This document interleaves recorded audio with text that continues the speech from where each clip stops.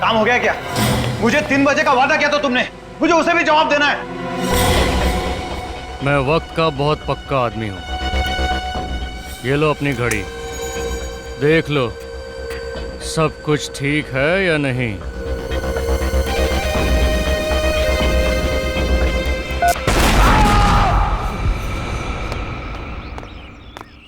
अरे भैया संभाल के, धीरे धीरे। देखो इसमें मेरी बहुत महंगी क्रॉकरी है, पढ़ो। ग्लास हैंडल विथ केयर, संभाल के लेके जाओ। चिंता मत कीजिए मैडम जी, कुछ नहीं टूटेगा। अरे चिंता कैसे ना करूं? इसमें से अगर एक भी सामान टूटा ना तो मैं तुमसे पैसे लूंगी। चलेगा। हाँ चलेगा, बात करने की तमीज नहीं है। अरे ये क्या है? मैंने आप लोगों से कहा था गाड़ी से सामान उतार कर सीधे अंदर ले जाना, यहाँ फैला दिया। चलिए टाइम मत वेस्ट करिए, ले जाइए अंदर। सारा सामान अंदर चाहिए मुझे, सीधे अंदर भाई। हाँ मेरी तो कुछ समझ में नहीं आ रहा है। अब क्या हुआ मिलानी? मुझे ऐसा लग रहा है कि इसमें कुछ सामान ज्यादा है। मिलानी तुम भी ना हमेशा परेशान रहती है, ये सारा सामान हमारा ही है। मगर ऐसा। चलो चलो अभी अंदर चलो, कमाल करती हो तुम भी। अब मैं मुफ्त में कोई सामान क्यों देगा? तुम कभी मेरी बात नहीं सुनोगे। हद है। तो इसमें गलत क्या कहा? बस पता नहीं, जब देखो तुम मेरे से झगड़ा करने का बहाना ढूंढती रहती हो। अब बहस बंद करो और ये सब सामान समेटो, जिसको जहाँ रखना रखो। हाँ हाँ मुझे पता है, मुझे ही सब करना है। ये उठाओ, वहाँ रखो। वहाँ रखो।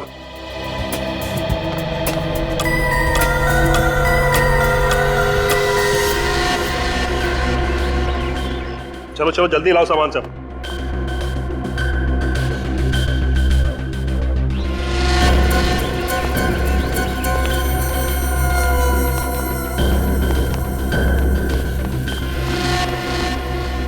ठीक से खोला उसे।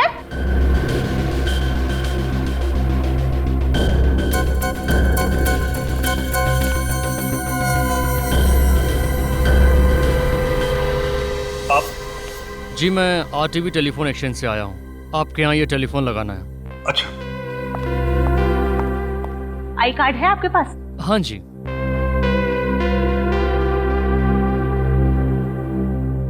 चलो छोड़ो, आप आइए मेरे साथ। टेलीफोन बेडरूम में लगाना, आइए। जी। अरे घड़ी क्या देख रही हो, काम करो जल्दी, इतना काम पड़ा है। मिलानी ये तो कह रहा है कि बेडरूम में टेलीफोन का कनेक्शन खराब हो गया, फोन यहीं हॉल में लगेगा। बेडरूम का कनेक्शन खराब है? जी मैडम। नहीं नहीं, हॉल में फोन मत लगाना। जब भी फोन बजेगा मुझे ही उठाना पड़ेगा। बेडरूम का कनेक्शन आज ही ठीक कर दो। माफ कीजिएगा मैडम, आज तो हो नहीं पाएगा। आपके घर के अलावा मुझे 2 और घरों में जाना है। अरे छोड़ो ना, तुम बिल्कुल फिक्र मत, फोन यहीं लग जाने दो। जब भी घंटी बजेगी मैं खुद आके उठाऊंगा। बस तुम उठाओगे? सुस्ती के पहाड़। जबान संभाल के बात करो मिलानी, जो मुंह में पक देती हो। जो तुम्हारे दिल में आए करो। हाँ। अरे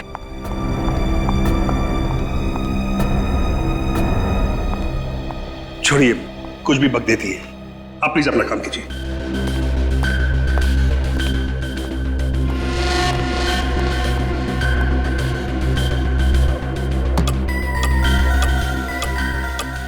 अब थोड़ा ही सामान बचा है, इसे कल सजाएंगे। जी। मिलानी तुम बिल्कुल फिक्र मत करो, हमारे पास वक्त ही वक्त है, आराम से सजा लेना। हाँ तुम तो बोलोगे ही, आखिर घर तो हमें ही सजाना है ना। तुम फिर से शुरू हो गई ना? क्यों, सच्ची बात कड़वी लगी? तुमसे तो बात करना ही बेकार है। हाँ, मैंने कहा ना, इनका कुछ नहीं हो सकता। रीमा, तुमने घर के सारे खिड़की दरवाजे बंद कर लिए ना? जी मैम साहब। ठीक है, तुम जाओ सो जाओ, मैं भी सो जाती हूँ। जी।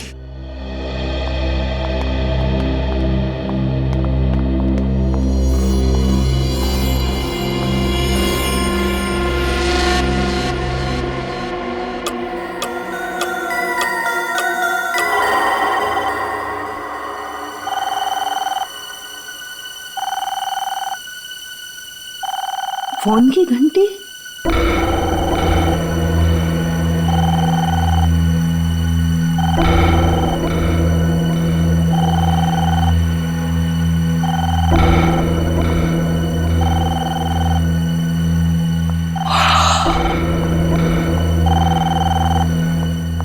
फोन लगाया ही नहीं कि फोन बजना शुरू। अभी तक तो पड़ोसियों से भी जान पहचान नहीं हुई। इतनी रात को किसका फोन हो सकता है? हेलो? मिलानी, मिलानी, ये क्या हो गया? सब खत्म हो गया। मिलानी, काश काश मैं गया होता वो फोन उठाने, तो ये सब कुछ नहीं होता। मिलानी, तुम जैसी भी थी मेरी पत्नी थी। मिलानी, तुम मेरी पत्नी थी। कैसे हुए इसे? कुछ नहीं पता साहब। मैं और मिलानी बेडरूम में सो रहे थे, फिर अचानक फोन की घंटी बजी। मिलानी फोन उठाने गई, फिर अचानक जोर से धमाका हुआ। मेरी नींद खुली, भागता बाहर आया, तब तक सब कुछ खत्म हो चुका था। खत्म हो चुका था सब कुछ। आप उस वक्त बेडरूम में थे? जी हाँ। और आप कहाँ थी? मैं रसोई घर में थी साहब, मैं भी सो ही रही थी। फोन की घंटी सुनाई नहीं दी आपको? नहीं साहब। सही है, देखिए फोन की हालत देख के तो नहीं लगता कि फोन के अंदर बॉम्ब लगाया गया होगा। तो ये बॉम्ब किस चीज में रखा गया होगा? अब कितने बजे थे जब बम फूटा? जी 2 बजे थे साहब। हाँ, 2 बजे के आसपास। 2 बजे थे? जी साहब। 2 बजे फोन की घंटी बजती है और 2 बजे धमाका होता है। इस धमाके का और इस फोन की घंटी का आपस में कोई ना कोई कनेक्शन है। आप लोग दोपहर को ही आए थे ना यहाँ पे? जी हाँ, 1 बजे। और ये सारा सामान आप लोग अपने साथ लेके आए थे? जी।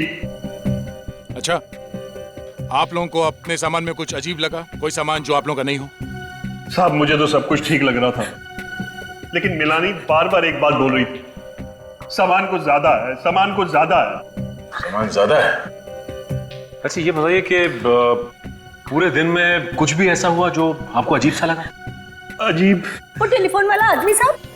हाँ, वो टेलीफोन वाला आया था कनेक्शन के लिए। पहले वो बेडरूम में गया, उसने बोला वहां पॉइंट खराब है, फिर आके उसने यहाँ उसने कनेक्ट किया। पॉइंट खराब है? बेडरूम उस तरफ? हाँ। अच्छा, ये टेलीफोन वाला कितने बजे आया था? हमारे आने के कुछ टाइम बाद ही आया था। मतलब आप लोग यहाँ पे पहुंचे और उसी वक्त तो टेलीफोन वाला भी आया? जी। कमाल है।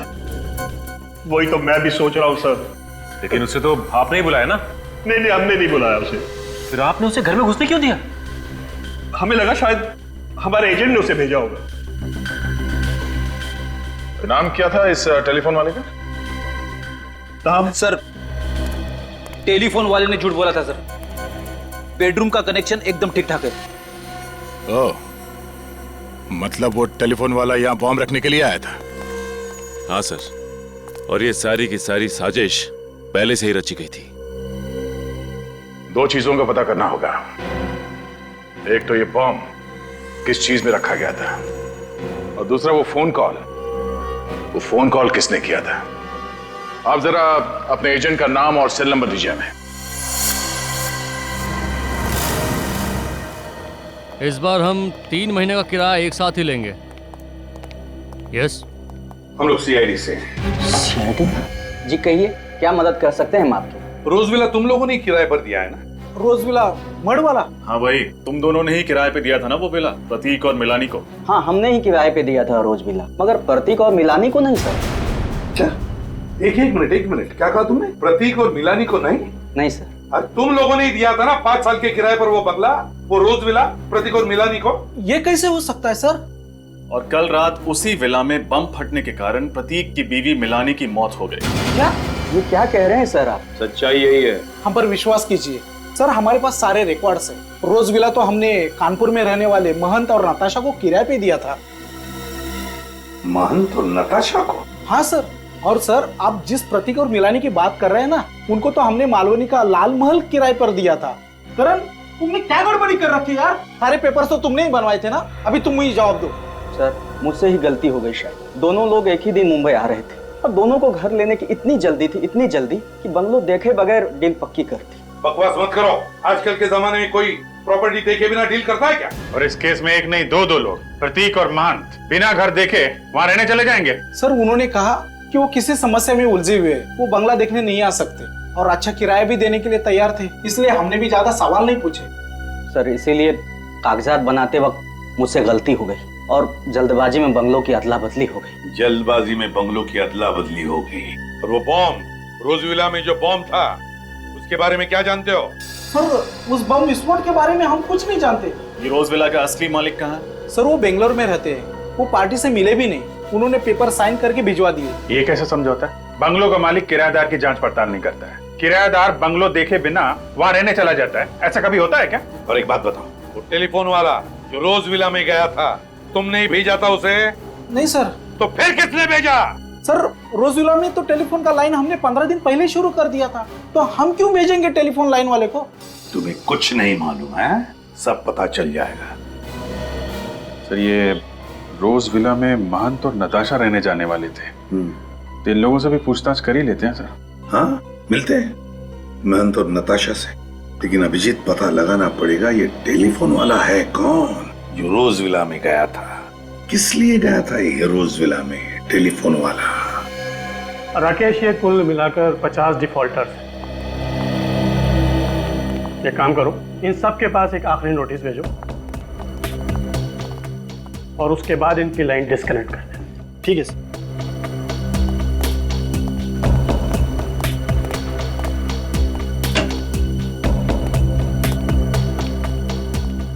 आप ही आरटीबी टेलीफोन एक्सचेंज के एरिया सुपरवाइजिंग मैनेजर हैं? जी मेरा नाम विवेन है सर। देखिए हम लोग सीआईडी से, रोज विला मड आइलैंड में एक औरत का खून हुआ है और उसी सिलसिले में हम आपके एक कर्मचारी से मिलना चाहते हैं। वो कर्मचारी कल इस रोज विला में गया था एक नया टेलीफोन एक्सचेंज करने के लिए। सर आप किस कर्मचारी की बात कर रहे हैं? उसका नाम तो हमें नहीं मालूम, लेकिन इन्होंने उसकी शक्ल देखी थी। एक मिनट सर। मड आइलैंड के रोज विला में कल किसको नए कनेक्शन के लिए भेजा था? क्या 2 हफ्ते पहले नया कनेक्शन लग चुका है, ऑनलाइन चालू है? किसे भेजा था वहां पर? चंदर को। ठीक है उसे अंदर भेजो।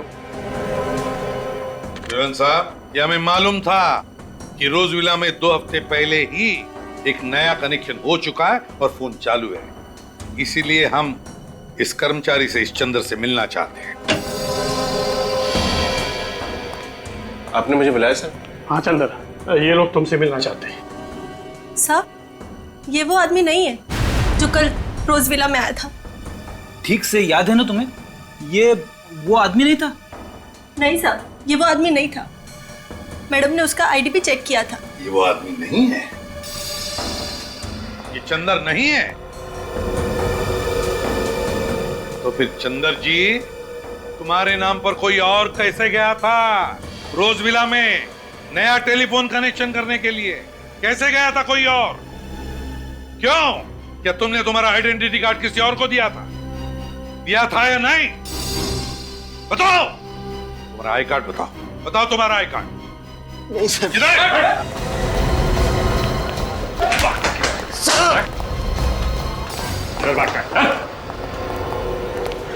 बताओ बताओ कौन गया था तुम्हारे नाम पर? कौन गया था चंदर बनकर?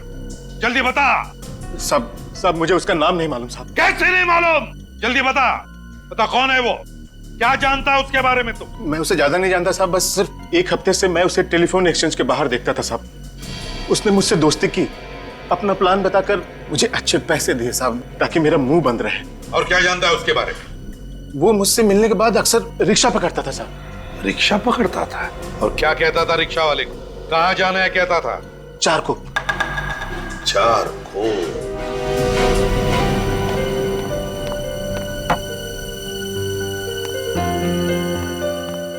साहब जी खाना लगा दिया है, खा लीजिए, ठंडा हो जाएगा। नताशा मैम साहब अभी तक उठी नहीं। अखबार पढ़ते पढ़ते समय का पता ही नहीं चला। और ये नताशा भी ना, उसकी नींद की गोलियां कम करनी पड़ेगी। वैसे भी नताशा मैम साहब ने तो अलार्म लगाया था ना।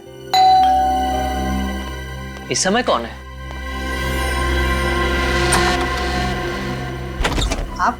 महंत और नताशा घर में है, हम लोग सीआईडी से हैं। सीआईडी? हाँ। कहिए, मैं ही महंत हूँ। देखिए रोज विला में जो वारदात हुई है उसके बारे में पूछताछ करने आए हम लोग। हाँ, अमित ने सब कुछ बताया मुझे उसके बारे में। स्टेट एजेंट अमित ने सब कुछ बताया? जी। आप जरा ये फोटो देखिए, इन दोनों में से किसी को जानते हैं आप?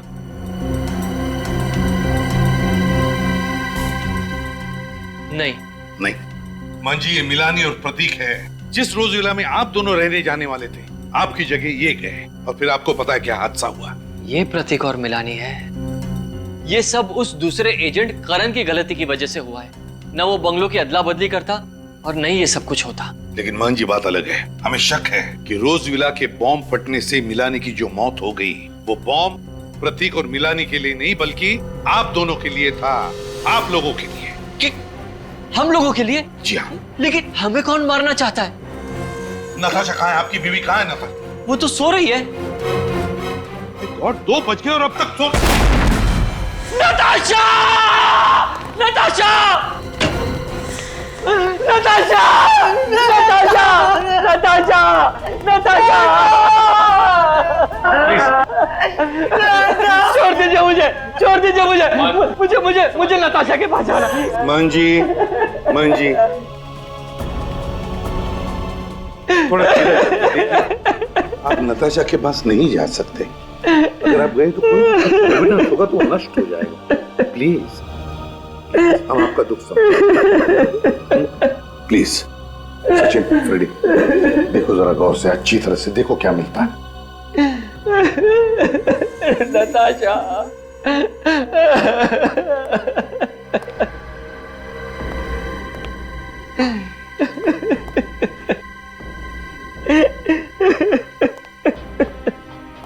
प्लीज शांत हो जाइए।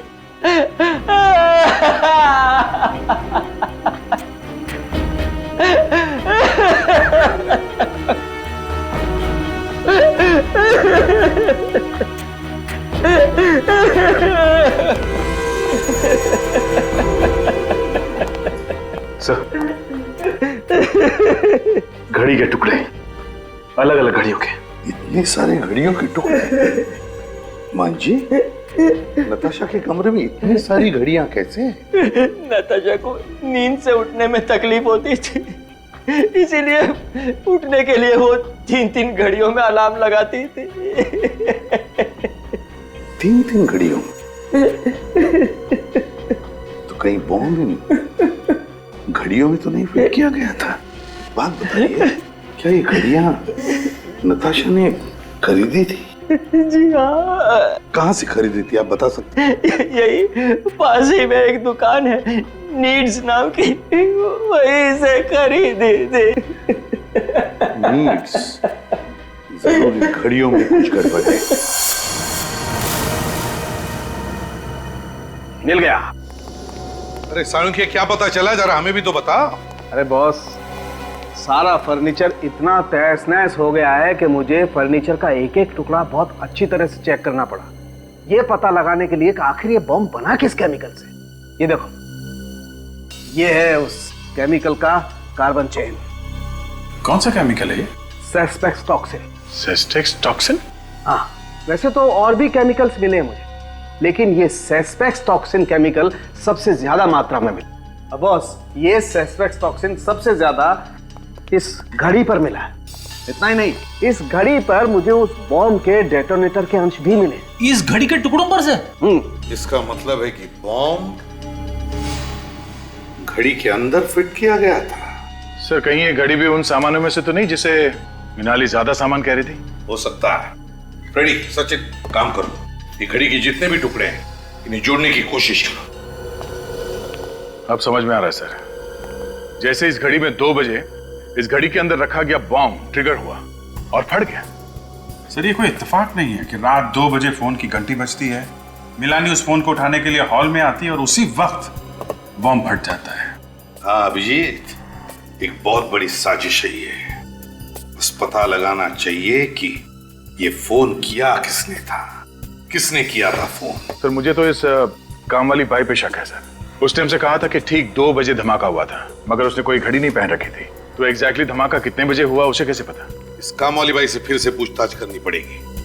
लेकिन एक बात तो पक्की है कि बॉम्ब घड़ी में ही फिट किया गया था और जैसे ही घड़ी में रात के 2 बजे धमाका हो गया और मिलानी मर गई। एक बात और बॉस, ठीक ऐसा ही घड़ी वाला बॉम्ब सेम कॉम्पोजिशन का मुझे नताशा के घर के सामान में भी मिला है।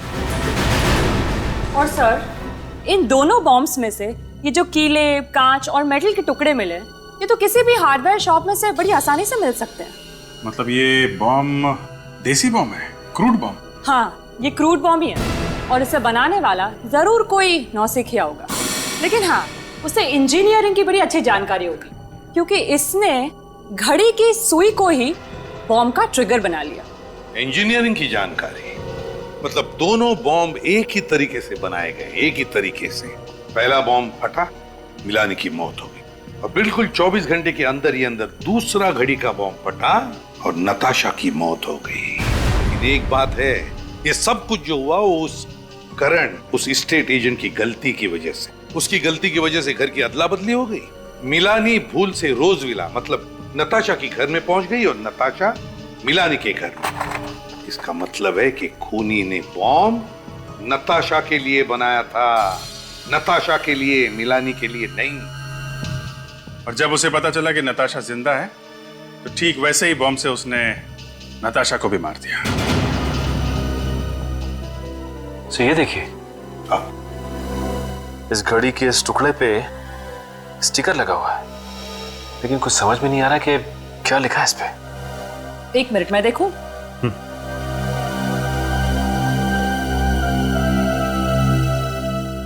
हाँ, अब देखिए, कुछ कुछ नजर आ रहा है।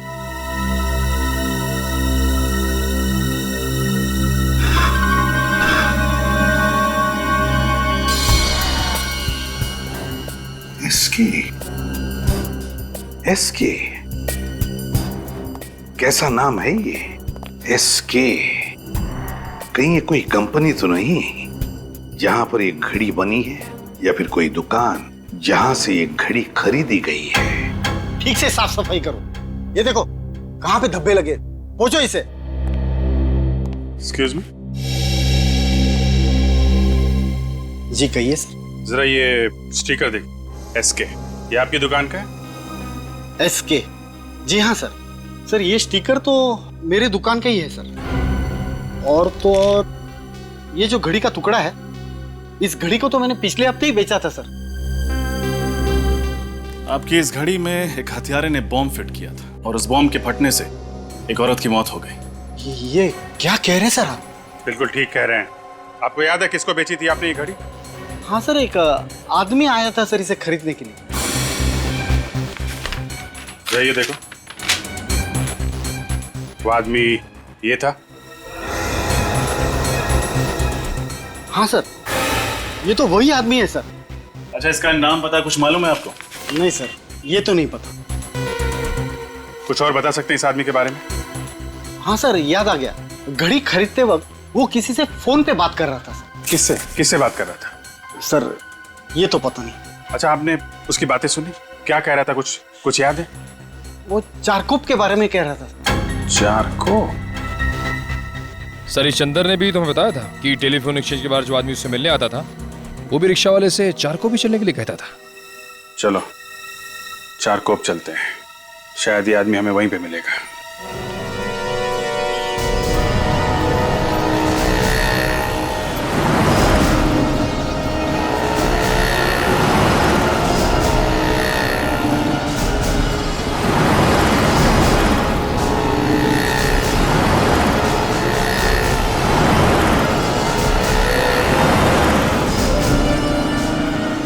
सर कुछ नहीं पता चला। सर उधर किसी को कुछ नहीं पता। कमाल है। एक दुकान सामने है, उससे पूछते हैं।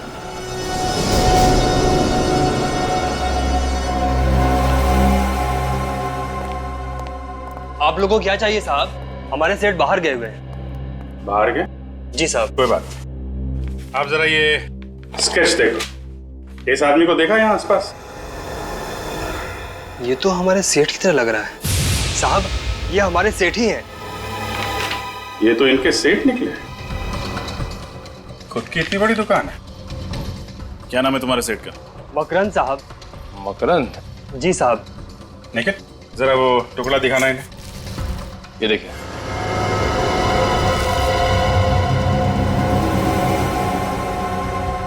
ये आपको कहाँ से मिला? अरे वाह, बड़ी जल्दी पहचान लिया तुमने इस घड़ी के टुकड़े को। जी साहब। तब तो तुम्हें यह भी मालूम होगा कि तुम्हारा सेठ क्या क्या गुल खिला रहा है। ये आप क्या कह रहे हैं साहब? मेरे कुछ समझ में नहीं आ रहा। समझ में नहीं आ रहा? ये टुकड़ा जब घड़ी हुआ करता था तो तुम्हारे साहब ने इसमें बॉम्ब फिट किया था, जिसकी वजह से 2 औरतों की जान चली गई, समझे तुम? क्या? मेरे सेठ और बॉम्ब? हाँ, बॉम्ब। और तुम तो ऐसे चौंक रहे हो जैसे तुम्हें कुछ मालूम ही नहीं है। साहब, मैंने मकरंद साहब को घड़ियां लाते हुए और ले जाते हुए देखा था। अच्छा, कहाँ लेके आते थे घड़ी? कहाँ रखते थे? वहाँ पीछे कमरा है, मकरंद साहब घड़ियों को उसी में रखते थे। चलो देखते हैं वो कमरा। दिखाओ कहाँ पे है। आइए साहब। देखो लाइट का स्विच कहाँ पे है। सर। साहब, मकरंद साहब ने कभी हमें इस कमरे के अंदर आने नहीं दिया। वो हमेशा इसे बंद ही रखते थे।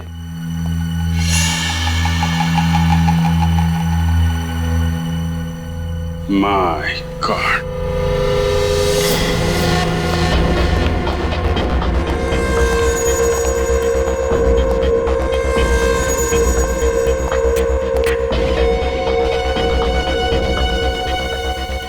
बॉम्ब बनाने का सामान। सर, इसका मतलब मकरंद यहीं बैठकर बॉम्ब्स बनाता था, घड़ियों के अंदर फिट करता था। क्या ये सब? यहाँ इतना सब कुछ चल रहा था और तुम लोगों को कुछ पता नहीं चला? घड़ियां तो हमने देखी थी साहब, लेकिन उसके अंदर मकरंद साहब ने क्या हेरा फेरी की ये हमें मालूम नहीं पड़ा। सर, ये देखिए। ये तो रोज विला की फोटोज है। यस सर, बंगलो खाली है और सारी तस्वीरों में बंगलों का अंदर का हिस्सा दिख रहा है और ये सारी तस्वीरें हर तरफ से ली गई हैं। पर सर, खाली बंगलों के अंदर की तस्वीरें खींचने का क्या मतलब हो सकता है? मतलब ये निखिल की प्रतीक और मिलानी के रोज विला में जाने से पहले मकरंद उस बंगलो में गया और वो घड़ी बम कहाँ पे फिट करना है वो जगह तय कर ली। सर, लेकिन बंद पड़े हुए बंगलों के अंदर जाकर तस्वीरें खींचना ये कैसे मुमकिन हुआ होगा? मतलब इस मकरंद के पास रोज विला की चाबी थी, किसी जान पहचान वाले ने उसे चाबी दी होगी, मगर किसने? वैसे तुम्हारे मकरंद साहब गए कहाँ हैं?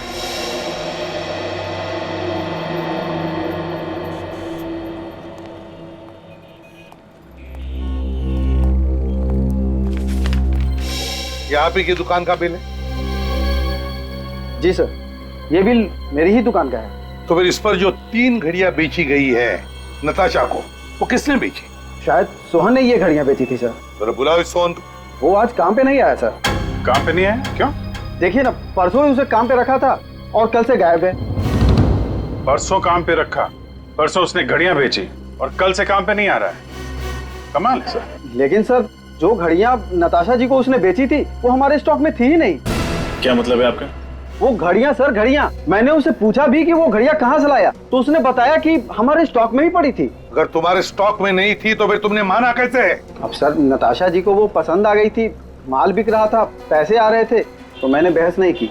तुम्हारी इस लापरवाही की वजह से क्या हुआ मालूम है? नताशा की मौत हो गई। Sorry sir. सॉरी अभिजीत, ये सोहन जानता था कि नताशा यहीं पर आएगी इसी दुकान में, तो 3 घड़ियां खरीदने के लिए, इसलिए इस सोहन ने ये घड़ियां बॉम्ब फिट करवा के बाहर से ले ली और यहाँ ला करके उसे बेच दी।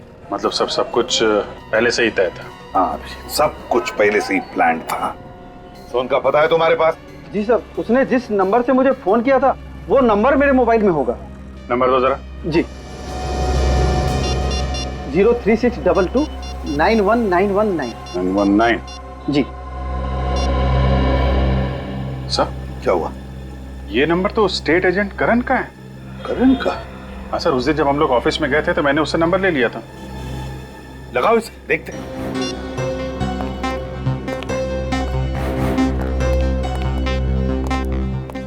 नहीं सर, फोन बंद आ रहा है। फोन बंद आ रहा है? सर, इसका मतलब करण और सोहन एक ही आदमी है। और वो सोहन सिर्फ इसलिए बना था ताकि वो बॉम्ब वाली घड़ियां नताशा को बेच सके। हाँ अभिजीत, मुझे तो लगता है मकरंद को रोज विला की चाबी भी इसी करण ने दी और नताशा की मौत का कारण भी यही है, ये करण। इस करण को उठाते हैं।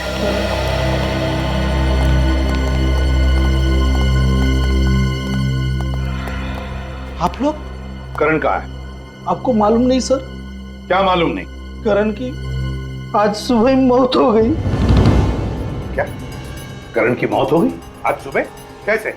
एक्सीडेंट, ट्रक ने उसे उड़ा दिया। वो हॉस्पिटल तक भी नहीं पहुंच पाया बेचारा। एक्सीडेंट या खून? क्यों एक्सीडेंट या खून? अभिजीत, मुझे तो यही लगता है ये एक्सीडेंट नहीं खून है। खूनी को पता चल गया कि हम करण को उठाकर उससे सच उगलवा लेंगे, तो उसने उसका खेल ही तमाम कर दिया। अच्छा ये बताओ, ये जो बंगलो आपस में बदले थे, ये गलती सिर्फ करण की थी या फिर? नहीं सर, वो सिर्फ करण की वजह से हुई थी।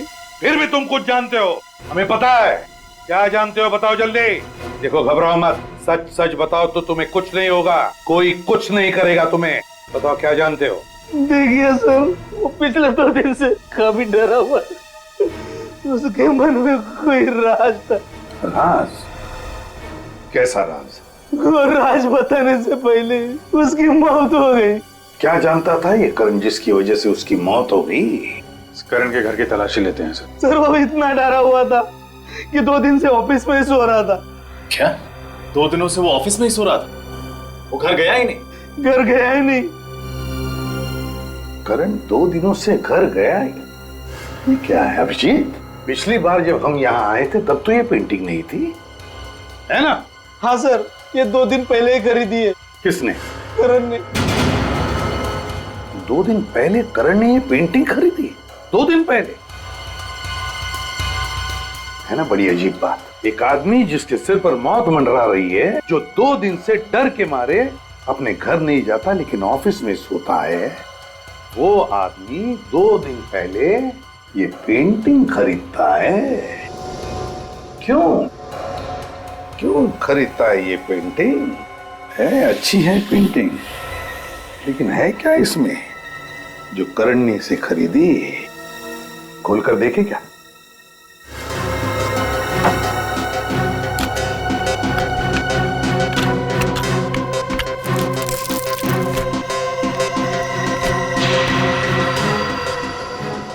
ओ, ये क्या है? Blank envelope. कुछ है इस एनवलप में।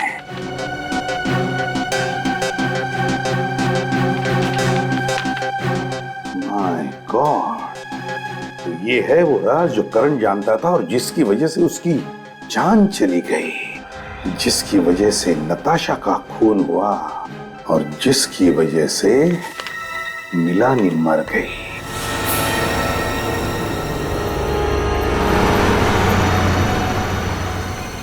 सोलापुर की इतनी सारी बसें निकल गई, लेकिन ये मकरंद अब तक दिखाई नहीं दिया। सर कहीं उसे पता तो नहीं चल गया कि हम लोग आने वाले हैं? देखते हैं, इंतजार करते हैं। और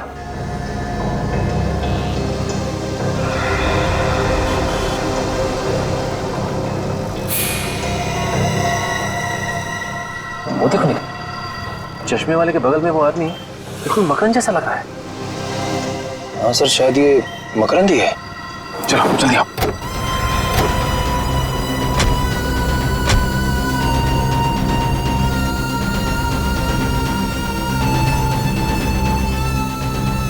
मिस्टर मकरंद। कौन हो तुम लोग और मेरा नाम कैसे जानते हो? मकरंद बाबू, हम लोग सीआईडी से। सीआईडी? अगर आप लोग सीआईडी से हैं तो मैं इसमें क्या कर सकता हूँ? कुछ नहीं, हम ही करेंगे जो करना है।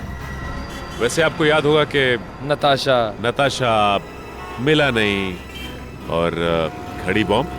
ओह, तो आप लोगों को सब पता चल गया। लेकिन आप लोग मेरा कुछ बिगाड़ नहीं सकते, क्योंकि आप लोगों के पास मेरे खिलाफ कोई सबूत नहीं है। सबूत है मकरंद, सबूत है। करण मरने से पहले तुम्हारी काली करतूतों का चिट्ठा एक कागज पे लिख कर गया था, और वो कागज का टुकड़ा हमारे पास है, सीआईडी के पास। अब चुपचाप अपना जुर्म कबूल कर लो, वरना भागता किधर है?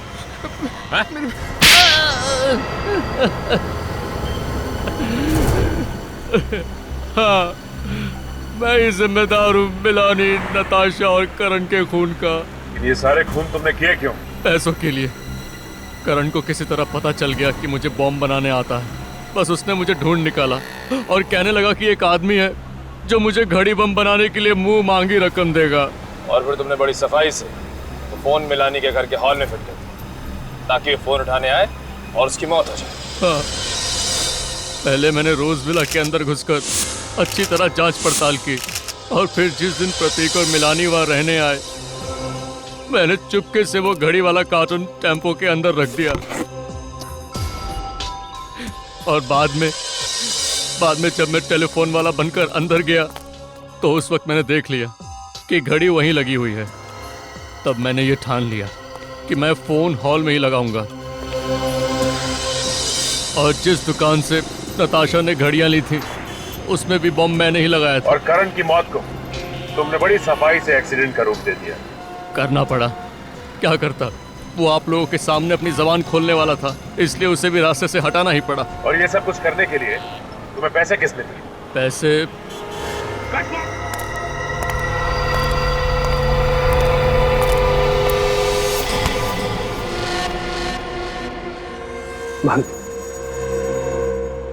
सारा प्लान चौपट हो गया है। सीआईडी ने पूरा खेल बिगाड़ कर रख दिया है। लेकिन मैंने अपना वादा पूरा किया।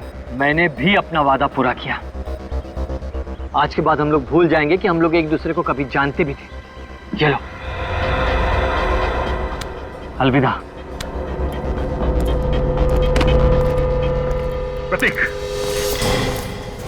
नहीं, बैग को हाथ मत लगाओ। पीछे हटो, बैग खोलना नहीं, पीछे हटो। संभाल के।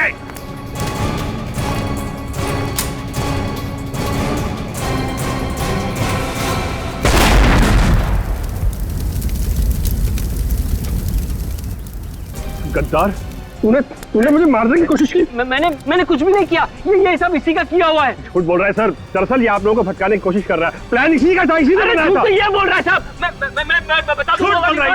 अरे कमाल कर रहा है। मैंने कुछ नहीं किया साहब। मेरा ये झूठ बोल रहा है। इसने क्या किया और क्या नहीं अभी पता चल जाएगा।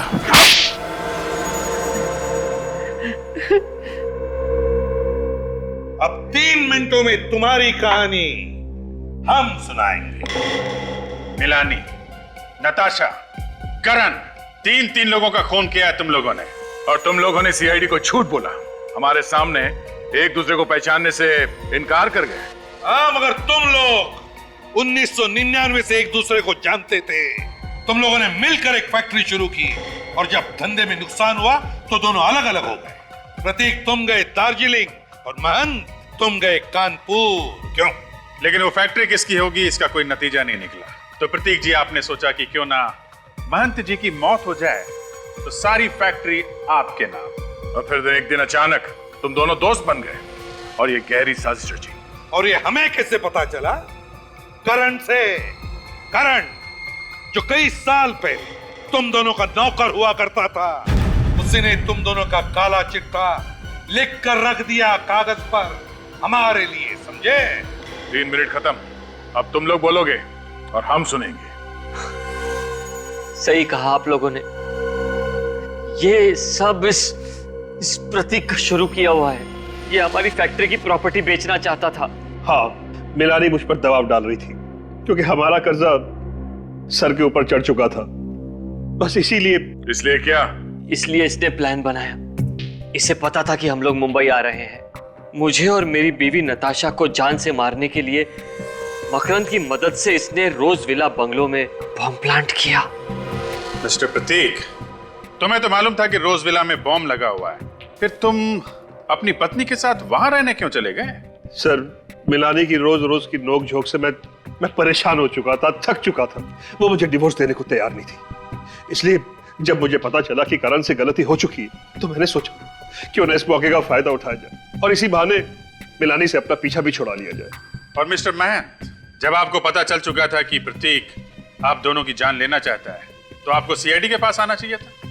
आप हमारे पास क्यों नहीं आए? क्योंकि ये भी दूध का धुलावा नहीं है सर। मिलानी के मौत के कुछ घंटों बाद ही इसने मुझे फोन पर धमकी दी और हमारी पुरानी जगह पर मिलने को कहा।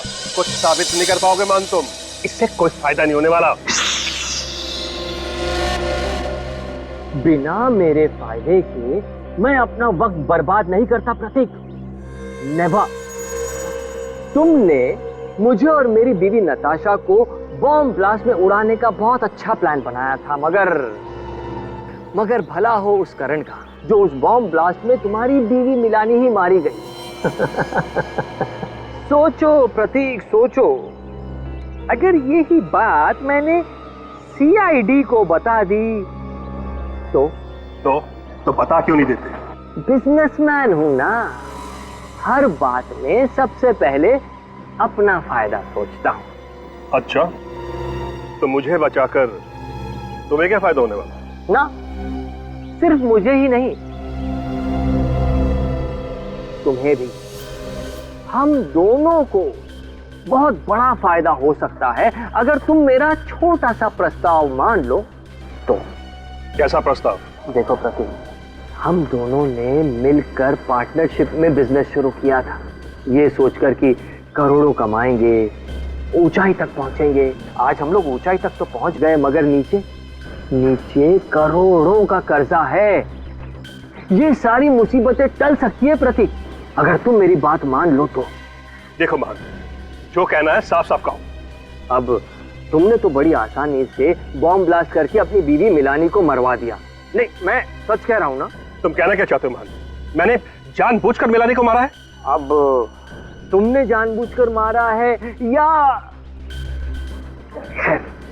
खैर छोड़ो इन बातों को, और मेरी एक छोटी सी और आसान सी बात सुनो। देखो, जिस तरह तुमने बॉम्ब ब्लास्ट में अपनी बीवी मिलानी को मारा है ना, ठीक उसी तरह तुम्हें मेरी बीवी नताशा को भी मारने में मेरी मदद करनी होगी। सिंपल।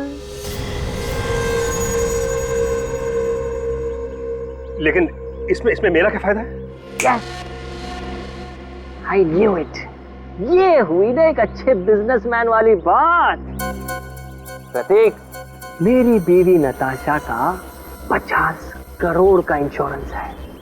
मेरी बीवी नताशा मर गई, फिर 25 करोड़ मेरे, 25 करोड़ तुम्हारे। तुम अपने रास्ते, मैं अपने रास्ते। और सीआईडी, उनका क्या? सीआईडी यार, सीआईडी को कैसे पता चलेगा? ये राज तो तुम्हारे मेरे बीच में है ना। ठीक है, मुझे मंजूर है। Good, very good. 24 घंटे का टाइम देता हूं। पैसा मेरा, दिमाग तुम्हारा। डन। 24 घंटे। और फिर मैंने मकरंद को फोन किया। बम बनाना मेरा खुफिया पेशा है। जब मुझे दुगने पैसे का लालच दिया गया तो मैं इनकार न कर सका। प्रतीक, तुम्हारे इस प्लान का मोहरा था करण, मगर तुम दोनों ने उसे ही मार दिया। हाँ, दरअसल महंत और मैं कर्ज में डूबे हुए थे। दोनों को पैसों की सख्त जरूरत थी और करण, उसको शक हो गया था कि ये हम दोनों की मिलीभगत है। प्रतीक, तुमने अपने फायदे के लिए करण का इस्तेमाल किया और मान तुमने प्रतीक का।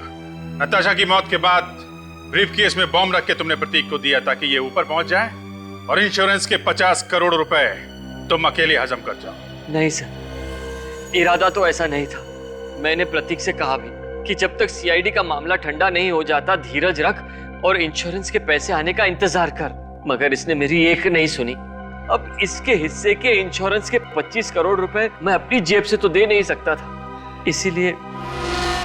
वक्त के साथ खेलने का बड़ा मजा आता है ना तुमको। अब जेल में बैठकर एक एक सेकंड, एक एक मिनट, एक एक घंटा, एक एक दिन गिनते रहना, तब तक फांसी का ऑर्डर आ ही जाएगा।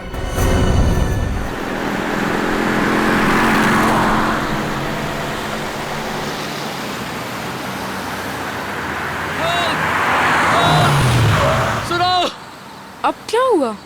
लगता है पुलिस वैन का एक्सीडेंट हुआ है। क्या? सुनो, कहाँ जा रहे हो सुरेश तुम? सुना है ना, उस आदमी का एक्सीडेंट हुआ है, उसे मदद की जरूरत है। मैं नहीं चाहती हम लोग किसी परेशानी में आ जाए। सुरेश, क्या हुआ? उन लोगों ने सबको मार दिया, वो भाग गए। सीआईडी को बुलाओ। सीआईडी?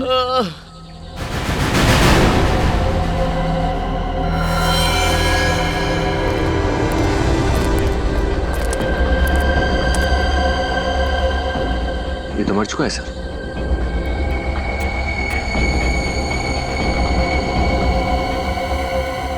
सर इसके शरीर पर तो किसी घाव या गोली का कोई निशान है नहीं। गाड़ी को देखकर लगता नहीं कि कोई बड़ा एक्सीडेंट हुआ है। सर, हाँ? सर ये देखिए, सर ये भी मर चुका है और इसके शरीर पे भी कोई घाव नहीं है।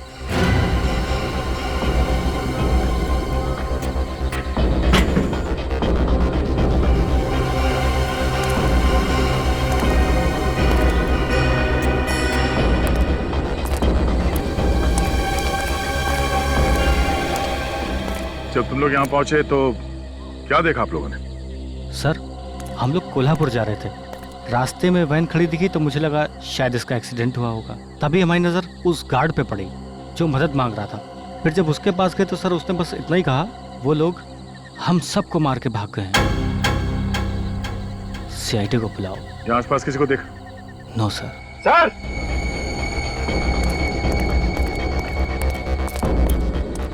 अवनीत सर यहाँ से दिखाई दे रहा है 2 लोग और पड़े हुए हैं अंदर।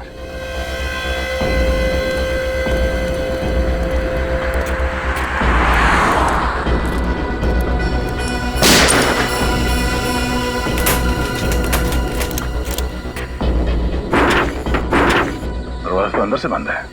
विनीत एक काम करो, गाड़ी में से कट लेके आओ जल्दी। समझ में नहीं आ रहा इन दोनों की मौत हुई कैसे। शरीर पे ना तो कोई घाव का निशान है ना ही गोली लगी है। सर अंदर जो 2 लोग हैं कहीं वो लोग भी तो। जरा लाइट पकड़ना।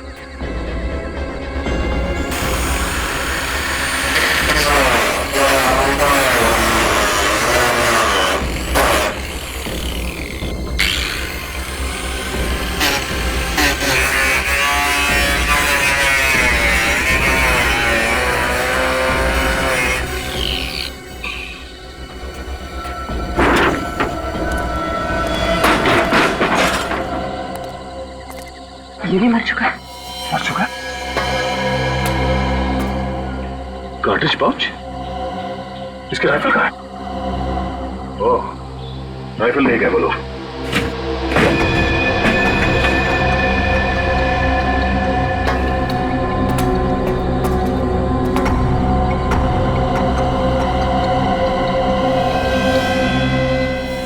सर ये भी मर चुका है। तो सबको जहर देके मारा गया है। हाँ सर, इनके शरीर पर भी कोई निशान नहीं है।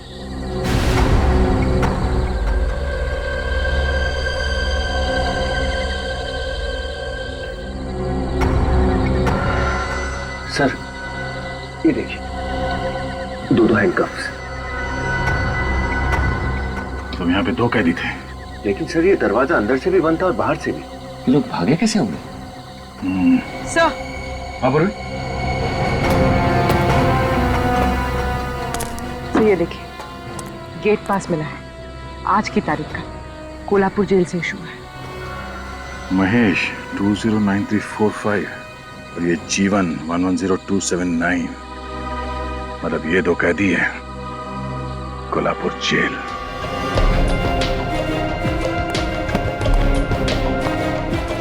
महेश खुकार अपराधी है सर। ये खून के 13 केसेस चल रहे हैं इसके ऊपर। नवानगर के जेल से इसलिए इसका ट्रांसफर किया गया क्योंकि वहां के कैदियों के लिए दहशत बन गया था। खून करना तो मानो इसके लिए बाएं हाथ का खेल था। और ये दूसरा जीवन? जीवन पर ज्यादातर धमकी, एक्सटॉर्शन, ब्लैकमेलिंग वगैरह के केसेस थे, लेकिन इसके खिलाफ कभी सबूत नहीं मिल पाया। तो फिर सजा किस बात के लिए हुई? उसने अविनाश नाम के एक बिजनेसमैन का खून किया था और इस बार सारे सबूत और गवाह उसके खिलाफ थे। कहीं ऐसा तो नहीं कि ये जीवन और महेश इन दोनों ने मिलकर यहाँ से भागने का प्लान बनाया? नामुमकिन। जीवन और महेश दोनों को अलग अलग सेल में रखा गया था।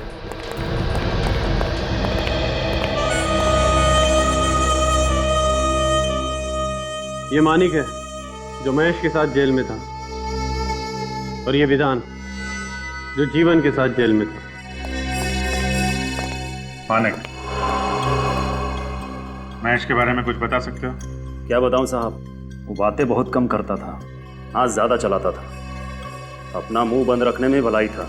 और उसके गुस्से के डर के आगे कोई भी आमने सामने भटकता भी नहीं था साहब। और तुम जीवन को कितने सालों से जानते हो? साहब अपन उसको 3 साल से जानता है और साहब वो हमेशा एक ही बात बोलता था कि उसने अविनाश को नहीं मारा। आज जब हाई कोर्ट के लिए जीवन जा रहा था तो तुमसे कोई बातचीत हुई थी? कुछ बोला था उसने तुमसे?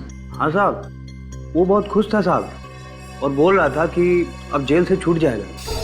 हाईकोर्ट ने ऑर्डर किया है कि उसे 3 दिन बाद रिहा कर दिया जाए। हैं? 3 दिन में छूटने वाला था? सर जो कैदी 3 दिन के बाद जेल से आजाद होने वाला था वो जेल से भागने का प्लान क्यों बनाएगा? हो सकता है ये प्लान महेश का हो। सर महेश जीवन को अपने साथ क्यों ले जाएगा? कुछ बात तो होगी। अच्छा ये महेश, इससे मिलने कोई आता था यहाँ पे? हाँ, एक आदमी आता था, उसके बियर बार का मैनेजर। बियर बार का मैनेजर? हम लोग सीआईडी से हैं। 1 मिनट में यह पता चलना चाहिए कि महेश यहाँ कब आया और 2 मिनट में यह पता चलना चाहिए कि महेश कहाँ छुपा है। महेश? 2 मिनट हो चुके हैं। महेश तो कोल्हापुर जेल में बंद है। बिना सोडा पानी के ये बताने वाला नहीं है। दे दें क्या सर? विनीत, अंदर जाके चेक करो, कोई गोडाउन वोडाउन होगा। दारू के ड्रम से चेक करो।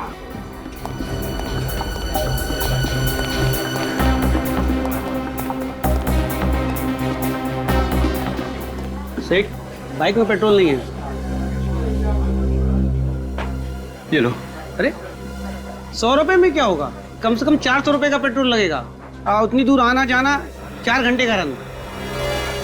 तुम अभी अंदर जाओ, मैं तुमसे बाद में बात करता हूँ। जाओ। अरे लेट होगा तो मेरे को डांट पड़ेगी। अरे मैं कह रहा हूँ ना, अंदर जाओ। होश आ गया? हाँ सर। महीने में कितने बार जाते थे कोल्हापुर जेल महेश से मिलने? सर 2 बार। धंधे का हिसाब किताब देना पड़ता है बॉस को। बॉस का भागने का प्लान किसने बनाया? भागने का? क्या बॉस भाग गया? सर दिमाग में अभी भी फॉग है इसके।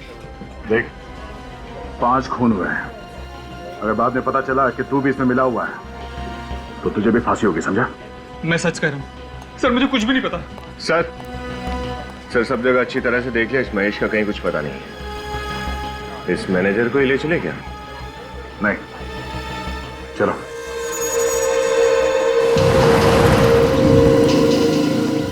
उस मैनेजर को पता है कि महेश और जीवन कहाँ छुपे हैं।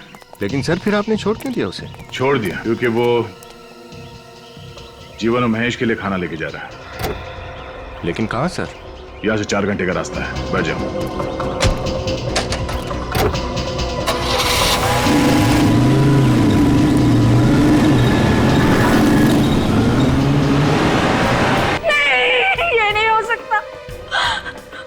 उन्होंने मुझसे वादा किया था कि वो सारे बुरे काम छोड़ देंगे, वो एक अच्छे बाप बन के दिखाएंगे।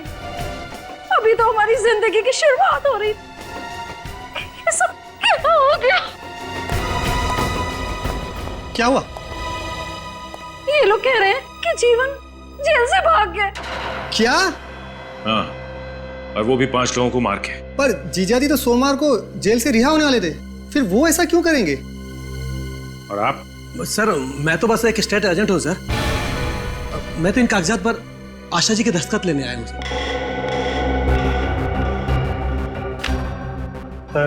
वो जीजा जी मोटर पार्ट्स का बिजनेस शुरू करना चाहते थे। उन्होंने तो एक गोदाम खरीदने के लिए एडवांस तक भी दे दिया था। लेकिन ये जीवन तो जेल में था, तो ये डील उसने की कैसे? सर वो डील मैंने ही की थी। उन्हीं के कहने के मुताबिक वो गोदाम खरीदने के लिए ये स्टेट एजेंट को घर पे बुलवाया था। जी हाँ सर। सर मैंने तो बस एक अच्छी सी प्रॉपर्टी ढूंढ कर दी है सर। सर 50 लाख में इतना बड़ा गोडाउन कहाँ मिलता आज के डेट में? अच्छा, 50 लाख रुपए? जी। ये 50 लाख रुपए आपके पास कहाँ से आए? सर मैंने तो 1 लाख रुपए ही एडवांस दिया था। अब अगर ये बाकी के 49 लाख रुपए कहाँ से लाते जीवन? मुझे नहीं पता कहाँ से आएंगे।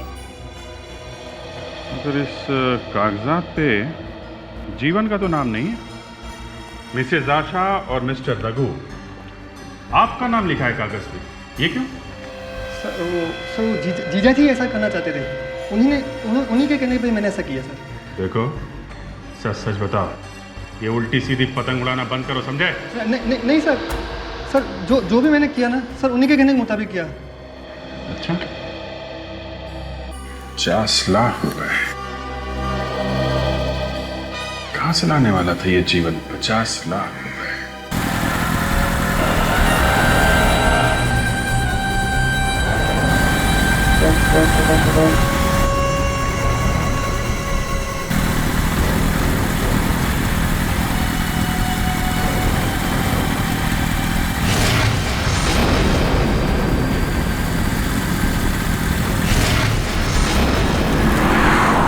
वही रास्ता है ना जहाँ पे पुलिस वैन मिली? हाँ सर, लेकिन ये इस रास्ते पे क्यों जा रहा है? सर हो सकता है महेश और जीवन यहीं कहीं छुपे हों। अगर छुपे हैं तो बच के जाएंगे कहाँ? ये कहाँ जा रहे जंगल में?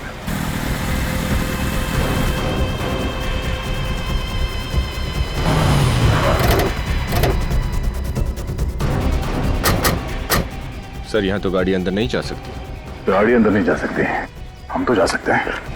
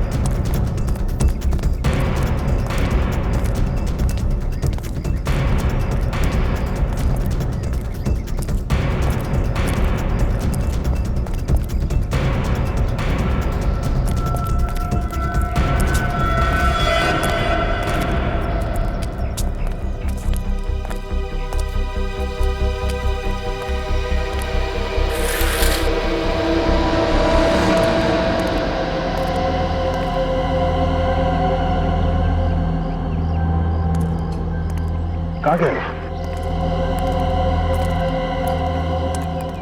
सर? ये देखिए सर, खून।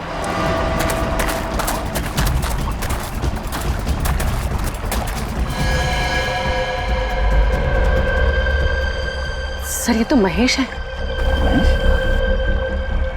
मर चुका है सर। लेकिन गोली चलने की आवाज तो कहीं से आई नहीं।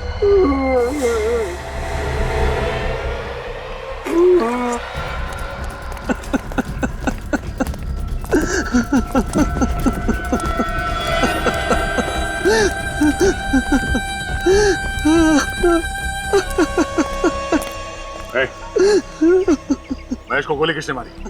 हाँ? बोल, किसने मारी गोली? मुझे कुछ नहीं मालूम साहब। मुझे तो यहाँ जीवन साहब और महेश साहब के लिए खाना और कपड़े लेके आया था साहब।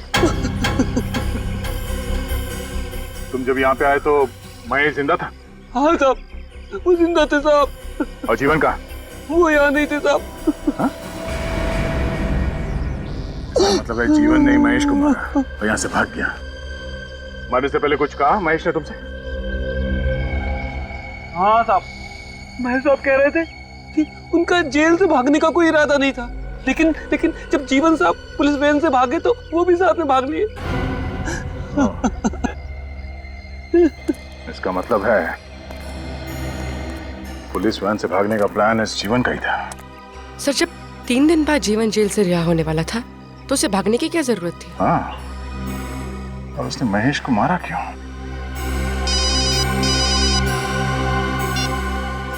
हाँ डॉक्टर साहब। घड़ियां देख लो अपनी अपनी। क्यों? किस लिए? इसलिए कि 5-5 गार्ड्स की लाश की फॉरेंसिक रिपोर्ट सिर्फ 5 घंटे में। फिर भूले से भी मत कहना कि डॉक्टर सालू के स्लो हो गया। अरे हमारी इतनी हिम्मत डॉक्टर साहब ऐसा कहेंगे हैं? तौबा तौबा, कैसी बातें कर रहे हैं आप? हम तो आपके स्लेव है। स्लेव? अब गुलाम। अरे यार फ्रेडी, ऐसा घटिया मजाक मत किया करो यार, मुर्दे भी बेहोश हो जाएंगे। तुम्हें कभी पॉलीऑक्सी मोनोजीनोसल्फाइड की खबर भी नहीं लगेगी। पॉलीऑक्सी मोनोजीनोसल्फाइड, अब ये क्या घुमा के रख दिया आपने? क्या होता है ये? एक तरह का जहर। जहर? तो पांचों को जहर दिया गया है क्या? हाँ। और ये जहर आसानी से तो नहीं मिलता होगा, आया कहां से? 2 गार्ड्स तो ड्राइवर कैबिन में मरे थे, 3 गार्ड पैसेंजर कंपार्टमेंट में। 5 गार्ड को जहर कहां से दिया? Triethylamine. हाँ, फ्रांस की महारानी का नाम है। नहीं फ्रेडी सर, चाय का साइंटिफिक नाम है ये। और 5 के पेट में से हमें दूध, चीनी और चाय भी मिली है। तो इन 5 को चाय में मिला के जहर दिया गया है। चाय में जहर मान सकता हूं, मगर बंद वैन के अंदर ये चाय दी कैसे गई होगी? जेलर ने बताया था कि वैन मुंबई से 5:30 बजे शाम को निकली थी। और आखिरी गार्ड मरा 11:30 बजे। सर 6 घंटे के अंदर ये पता लगाना कि जहर कितने बजे और कहां दिया गया है तो जरा मुश्किल होगा। यार ये जहर कब दिया गया है ये मैं बता सकता हूं। देखो ये जहर खाने के बाद फटाफट असर नहीं करता है, धीरे धीरे अपना काम करता है। खाने के करीब 2 घंटे के बाद ये असर करता है। 2 घंटे बाद? अगर हम ये मान लें कि 5 गार्ड की मौत 11:30 बजे के आसपास हुई थी, इसका मतलब इन लोगों को जहर 9:30 बजे दिया गया था। और जहर चाय में मिलाया गया है तो रास्ते में किसी होटल में चाय पी होगी। लेकिन सर एक्सीडेंट हुआ है मुंबई से 240 किलोमीटर दूर, और 240 किलोमीटर के अंदर तो बहुत सारे ढाबे और होटल्स होंगे। 240 को आधा कर दो। मतलब सर? जहर का असर 2 घंटे बाद हुआ है। अगर हाईवे पे वैन की स्पीड 60 किलोमीटर थी तो एक्सीडेंट स्पॉट से 120 किलोमीटर पहले किसी होटल या ढाबे में इन लोगों ने चाय पी होगी। तो जहां पे एक्सीडेंट हुआ वहां से मुंबई की तरफ 120 किलोमीटर के आसपास जितने भी होटल्स और ढाबे हैं उन सारे में जाके चाय पीनी होगी।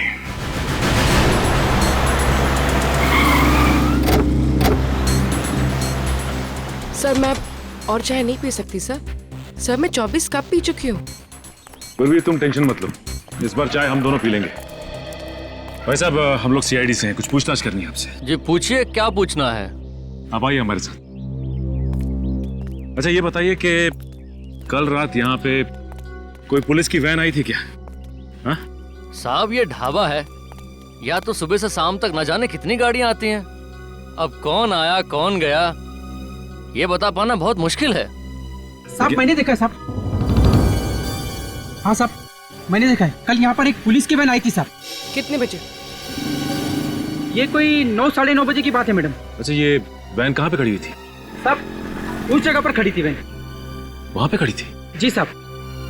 अच्छा ये बताओ कि उस वैन में किसी ने चाय पी थी क्या? हाँ साहब उन्होंने चाय पी थी। ये चाय किसने पिलाई थी उन्हें? साहब मैंने नहीं, वो दूसरे आदमी ने दिया था साहब। कौन था वो आदमी? साहब वो बहुत अजीब सा आदमी था। वो वैन के पीछे पीछे गाड़ी में आया था साहब। उसने हाफ पैंट और सफेद गंजी पहन रखी थी साहब। हाफ पैंट और सफेद रंग की गंजी? तुमने उसका चेहरा देखा क्या? हाँ साहब बिल्कुल। विनीत स्केच बनवा के अपने खबरियों को दे दो, कोई ना कोई जरूर जानता होगा उसे। हाँ सब जानता हूँ उसे, बाबू नाम है उसका, रोज 2 बजे इधर से गुजरता है।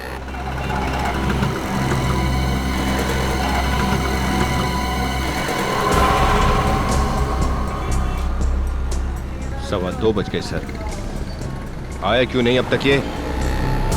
सर वो रहा बाबू।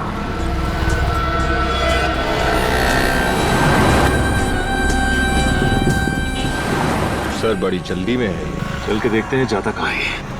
एक मिनट, ये पैसा। जी सलाम साहब।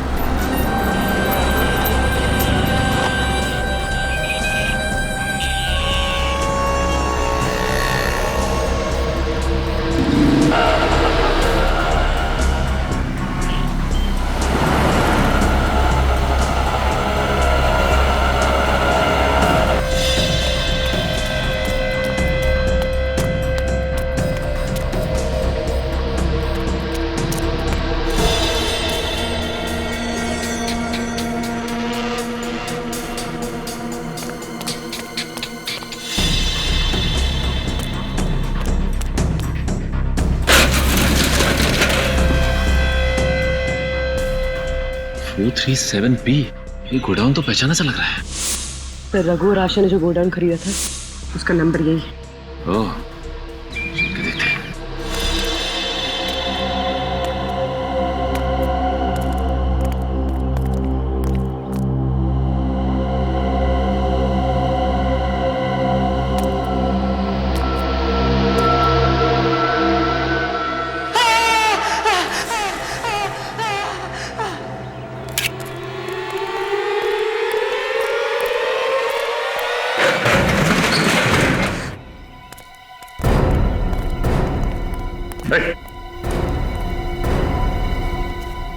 Oh my God.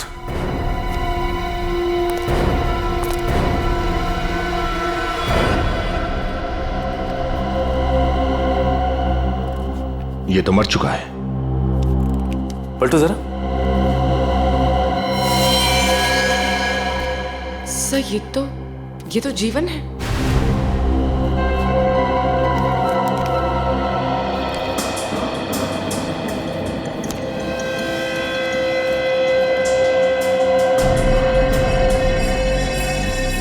सर इसके शरीर पे कोई घाव या खून के निशान नहीं है।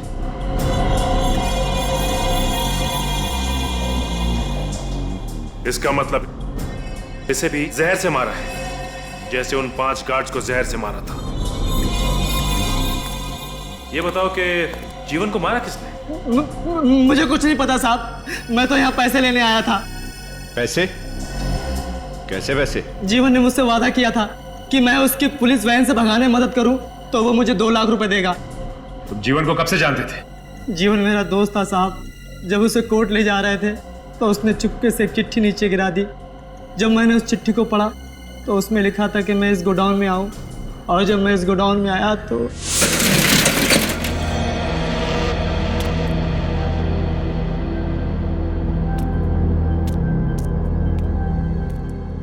सर 1 लाख रुपए थे, एक चिट्ठी और एक दवाई की बोतल। चिट्ठी तुम्हें गोडाउन से मिली थी, उसमें क्या लिखा था? उसमें लिखा था कि मैंने अगर जीवन की बात मान ली तो वो मुझे 2 लाख रुपए और देगा। क्या करने को कहा गया था तुमसे? उसने कहा था कि मैं पुलिस वैन का पीछा करूं, और वो कहीं पर भी अगर चाय पीने के लिए रुकें तो मैं किसी भी तरह से उनकी चाय में वो दवा मिला दूं।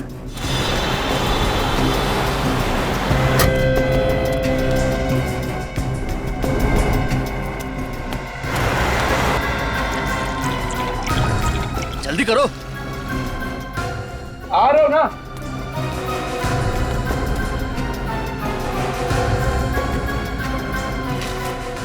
साहब, गर्मा गर्म चाय लीजिए साहब। मुझे लगा कि उसमें नींद की गोलियां होंगी।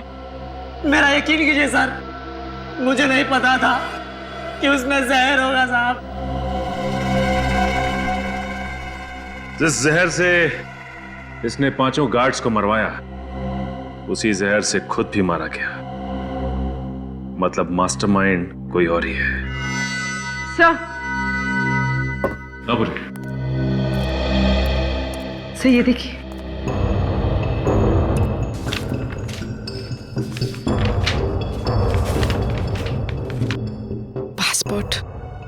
पासपोर्ट? ये देखो, ये फोटो तो जीवन की है, लेकिन इस पे नाम किसी बी के कुमार का लिखा हुआ है। मतलब ये जीवन किसी जाली नाम से हिंदुस्तान से भागने की फिराक में था। हाँ, लेकिन कहाँ, इस पे तो किसी भी देश का कोई वीजा नहीं लगा हुआ है। सर ये 2 लाख रुपए और इस पे किसी बैंक ऑफ महानगर का स्टैंप लगा है। 6 मई 2006। मतलब ये पैसे आज से 6 साल पहले बैंक से निकाले गए थे। और आज से 6 साल पहले ही जीवन ने अविनाश का खून किया था। कोई तो वजह होगी जो उसने आपके पति का खून किया। क्या पता? आपको पता नहीं कि वजह क्या है, तो फिर आप ये कैसे कह सकती है कि अविनाश का खून जीवन ने किया? और वो भी ये बात 6 साल पुरानी है। 6 साल पहले मैंने खुद उसे अपने पति को धमकी देते हुए देखा था, मेरी आंखों के सामने।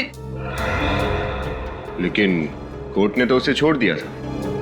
हाँ, छोड़ दिया। झूठे गवाह जो पेश कर दिए थे उसने। एक के बाद एक आदमी कोर्ट में आते गया और कहते गया कि उस दिन जीवन शहर में था ही नहीं। मिस्टर राजेश, आपको भी लगता है कि जीवन ने ही अविनाश का खून किया है? हाँ, उसी ने मारा अविनाश भैया को। कोई सबूत है आपके पास?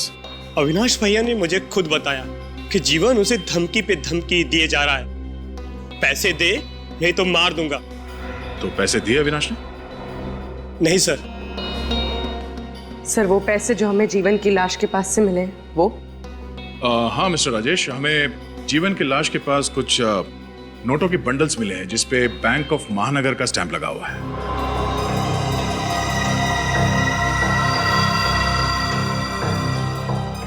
बैंक ऑफ महानगर?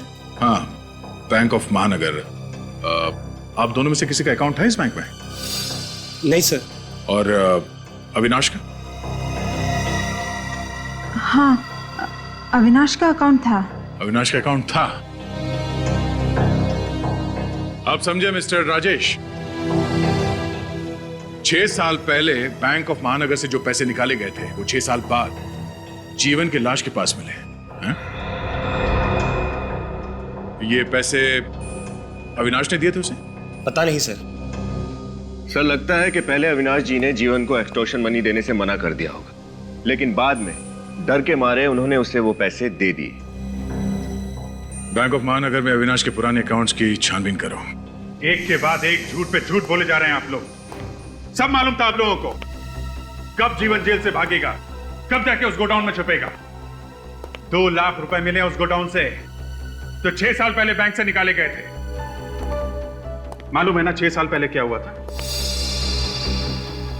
जी, अविनाश जी का खून,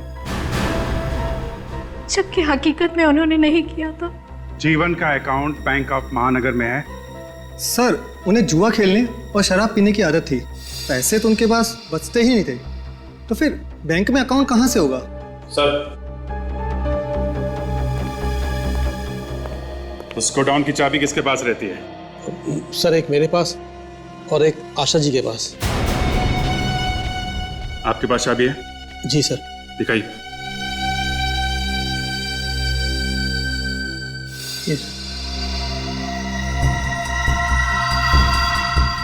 आप भी अपनी चाबी दिखाइए। जी।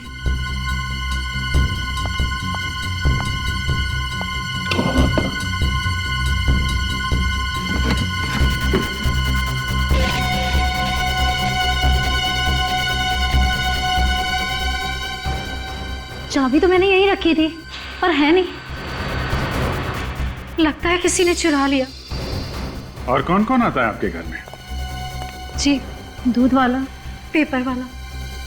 हाँ, नवीन आया था। नवीन? ये नवीन कौन है? जीवन का दोस्त है। 6 साल में एक बार भी चेहरा नहीं दिखाया और उस दिन अचानक चला आया। बहुत खुश था कि जीवन जेल से जल्दी से छूट के आ रहे। मिठाई भी लाया था। उससे गोडाउन के बारे में कुछ बातचीत हुई थी? हाँ, पूछ रहा था गोदाम कहाँ है वगैरह वगैरह। अच्छा, फिर? उसके बाद मैं चाय बनाने चली गई और जब लौट के आई तो वो था ही नहीं। बिना चाय पिए ही चला गया। अच्छा, नवीन को चाय पिलानी पड़ेगी। तो ये नवीन है? जी। इस वक्त कहाँ मिलेगा ये? पता नहीं साहब, वो 2 दिनों से घर नहीं आया। वो अक्सर ऐसा करता है? जब कोई छोटी मोटी चोरी करता है तो वो कुछ दिनों तक घर नहीं आता, सारे पैसे शराब और जुए में उड़ा देता है। लेकिन इस बार उसने छोटी मोटी चोरी नहीं की, खून किया है। खून? खून? नहीं साहब, मेरा बेटा किसी का खून नहीं कर सकता साहब। आप लोगों को जरूर धोखा हुआ है साहब। माना कि मेरे बेटे में चोरी की बुरी आदत जरूर है, पर वो किसी का खून नहीं कर सकता साहब। तलाशी ले लो घर की। आप जरा मोबाइल नंबर दीजिए उसका। वो मोबाइल नहीं रखता साहब। क्या? आजकल के जमाने में कोई आदमी मोबाइल नहीं रखता? ऐसा हो सकता है? सर मेरा बेटा बहुत चालाक है। वो कहता है कि सारे गुनहगार मोबाइल रख के पकड़े जाते हैं। मैं मोबाइल ही नहीं रखूंगा तो पकड़ा ही नहीं जाऊंगा। पकड़ा तो वो जाएगा ही।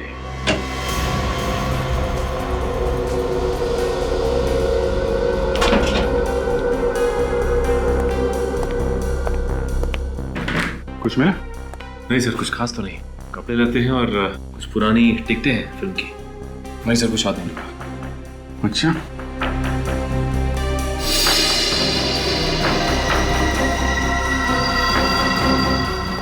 उनतीस सितंबर, ये तो आज की डेट है ना? हाँ सर। तो आज की डेट में ये लिखा क्या हुआ है? RASQAW, रास्कॉ। कौन सी भाषा का शब्द है ये? सर, ये ना ही कोई भाषा है और ना ही कोई वर्ड। मैंने इंटरनेट पे चेक कर दिया। अभिजीत, ये कोई कोड वर्ड हो सकता है। कोड वर्ड तो है, मगर किसका? कहीं ये PNR नंबर तो नहीं है? ऐसे ही अलग अलग अक्षरों का PNR नंबर बनता है। PNR जो ट्रेन टिकट और रेलवे टिकट पे होता है। मतलब नवीन ट्रेन पकड़ के शहर छोड़ के भागने के चक्कर में, या फिर प्लेन पकड़ के देश छोड़ने का चक्कर में? ठीक कह रहे हो दया, ये नवीन प्लेन पकड़ के भागने वाला था, क्योंकि ट्रेन का PNR 10 नंबर्स का होता है और प्लेन का PNR 6 नंबर का, RASQAW, 6 डिजिट। और ये 29 सितंबर आज ही की तारीख पे बुकिंग की गई है। रेडी, जरा पता करो किस एयरलाइन से ये टिकट बुक किया गया है और कहाँ का। Yes sir. सर, अविनाश के अकाउंट्स के बारे में पता कर लिया है। हाँ सर, अविनाश ने अपने अकाउंट से 6 साल पहले 6 मई 2006 को अपने अकाउंट से 5 लाख रुपए विड्रॉ किए थे। ये जो नोट हमें गोडाउन से मिले थे उससे मैच करते हैं? हाँ सर, लेकिन एक बात है जो हमें पता नहीं थी। अविनाश ने उस दौरान बैंक से बहुत सारे पैसे निकाले थे, करीब 5 करोड़ रुपए। 5 करोड़ रुपए? Yes sir. इतनी बड़ी रकम क्यों निकालेंगे वो? एक्सटॉर्शन, ब्लैकमेल, कुछ भी हो सकता है। अगर जीवन ने अविनाश से पैसे लिए थे तो उसने जेल जाने से पहले ये पैसे कहीं छुपा दिए होंगे और उस जगह के बारे में इस नवीन को पता चल गया होगा और इसीलिए उसने जीवन का खून कर दिया। मगर घूम फिर के बात फिर वहीं पहुंच जा रही है दया कि अगर जीवन 3 दिन के बाद जेल से छूटने वाला था तो ये सब करने की जरूरत क्या थी? सर, PNR नंबर से पता चला है कि कंफर्ट एयरलाइन से आज के लिए ही एक टिकट बुक करवाई गई थी, रिपब्लिक ऑफ मांजीविया के लिए, और इस पैसेंजर के बिना ही फ्लाइट उड़ान भर चुकी है। मतलब ये नवीन एयरपोर्ट पहुंचा नहीं? नवीन नहीं सर, मिस्टर BK कुमार। ये देखिए, टिकट मिस्टर BK कुमार के नाम से बुक करवाई गई थी। BK कुमार? एक मिनट विनीत, जो गोडाउन में हमें पासपोर्ट मिला था लेके आओ। पर मांझिया है क्यों? क्योंकि यही एक ऐसा देश है जहाँ पे वीजा का झंझट नहीं होता और उन लोगों का स्वागत करते हैं जिनके पास बहुत सारे पैसे होते हैं। BK कुमार और जीवन। इसका मतलब है कि नवीन नहीं बल्कि ये जीवन ही BK कुमार बन के रिपब्लिक ऑफ मंजीविया जाने वाला था और जीवन के पास 5 करोड़ रुपए थे। और सर, इतनी बड़ी रकम वो अपने साथ लेके नहीं जा सकता था। बैंक से भी ट्रांसफर नहीं करा सकता था। हवाला से भेजे होंगे। करेक्ट, हवाला। अपने खबरियों से पता करते हैं कौन कौन लोग हैं जो रिपब्लिक ऑफ मंजीविया के लिए हवाला का काम करते हैं। मिस्टर मनीष, जीवन ने रिपब्लिक ऑफ मंजीविया में हवाला से किसको पैसे भेजे थे? जीवन, रिपब्लिक ऑफ मंजीविया? सर, मैं एक फाइनेंस कंसल्टेंट हूँ, लोगों को इन्वेस्टमेंट करने के लीगल एडवाइस देता हूँ। ये हवाला जैसा काम मैं नहीं करता सर। अच्छा, ठीक है विनीत, इन्हें भी अपने साथ ले लो। Yes sir. लेकिन आप चलो। लेकिन कहाँ लेके जा रहे हैं सर? वहीं जा तुम्हारे जैसे और 6 फाइनेंस कंसल्टेंट्स को रखा है हमने हवालात में। जब 3rd डिग्री का टॉर्चर होता है ना तो अच्छे अच्छे सच बोलने लगते। चलो। नहीं, ओके, मैं बताता हूँ सर। सर, ये तो यही बोलना चाहते हैं। अच्छा, बोलो। दरअसल सर, पैसा अभी ट्रांसफर हुआ ही नहीं है। क्यों? क्योंकि जीवन पैसा लेकर आया ही नहीं। आता भी कहां से? जीवन का खून हो चुका है। खून? हाँ। नहीं सर, जीवन का खून नहीं हो सकता है। उसने खुद मुझे मैसेज दिया है कि वो थोड़ा लेट आएगा और शाम को 5 बजे तक मुझे पैसा दे देगा।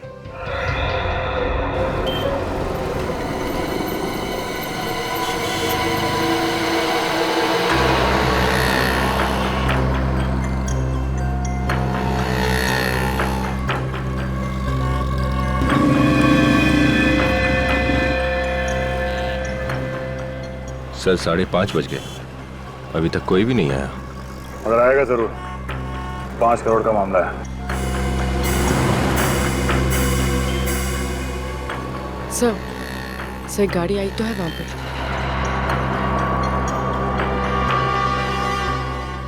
सर उसमें से कोई उतर क्यों नहीं रहा है?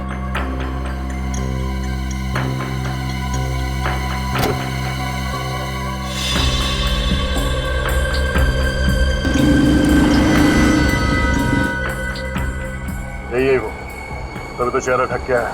चलो।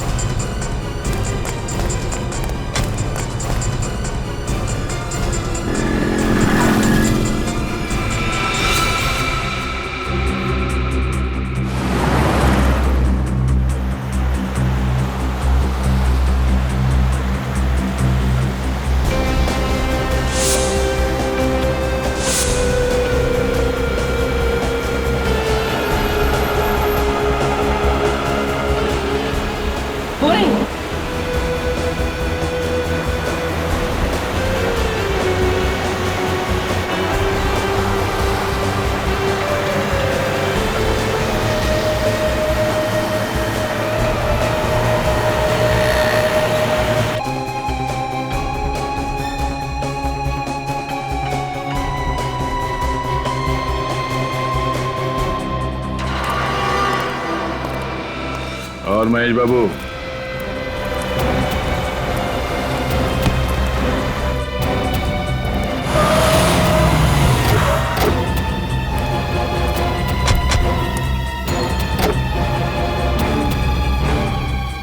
तुम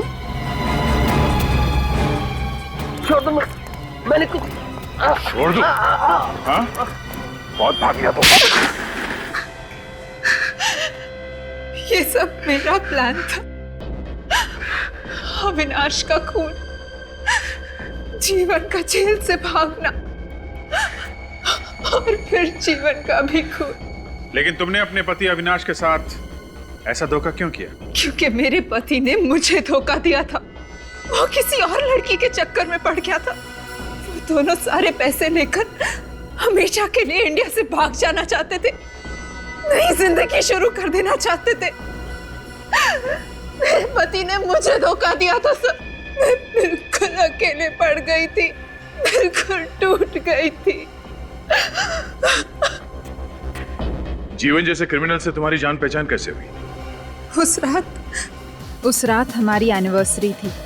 अविनाश ने मुझे डिनर पर ले जाने का वादा किया था, मगर अचानक उसने वो प्लान कैंसिल कर दिया अपनी नई गर्लफ्रेंड की वजह से। इसलिए मैं अकेले ही नाइट क्लब के शोर शराबे में अपना गम भुलाने चली गई।